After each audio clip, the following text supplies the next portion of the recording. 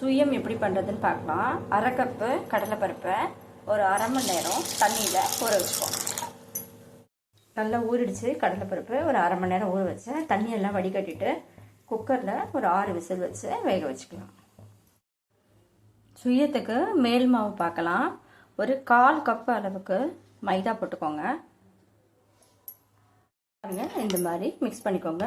ரொம்பவும் தண்ணியாக இருக்கக்கூடாது, ரொம்பவும் கெட்டியாக இருக்கக்கூடாது.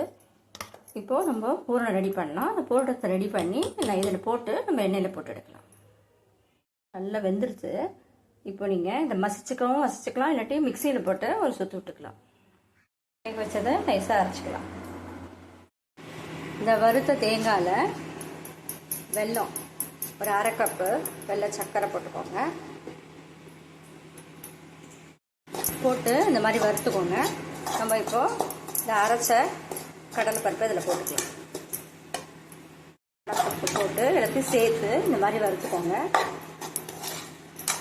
வெல்லம் கரைஞ்சி உங்களுக்கு பூரணை மாதிரி சேர்ந்தாப்புல வரும், உருண்டை பிடிக்கிற மாதிரி வரும். அந்த அளவில் நீங்கள் அடுப்பை ஆஃப் பண்ணிடலாம். ஒரே ஒரு ஸ்பூன் நெய் ஊற்றிக்கோங்க. எல்லாத்தையும் சேர்ந்தாப்புல கலந்துக்கோங்க. இந்த மாதிரி உருண்டை பிடிக்க வருதா? இப்போ பூரணம் ரெடி ஆகிடுச்சு. இப்போது நம்ம கரைச்சி வச்சுருக்கிற மாவில் போட்டு எண்ணெயில் போட்டு எடுத்துக்கலாம். இந்த மாதிரி எல்லா பூரணத்தையும் உருட்டி எடுத்து வச்சுக்கோங்க. இதை நம்ம அந்த மாவில் போட்டு எண்ணெயில் போட்டுக்கலாம். வச்சுருக்கிற இந்த மைதா மாவில் இந்த உருண்டையெல்லாம் போட்டு முக்கி நம்ம எண்ணெயில் போட்டு எடுத்துக்கலாம். நல்லா காஞ்சிருச்சு.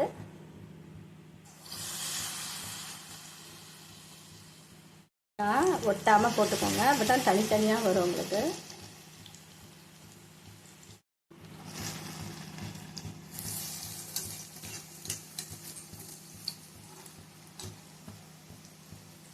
தனியாக போட்டிங்கன்னா இந்த மாதிரி ஒட்டாமல் வரும்.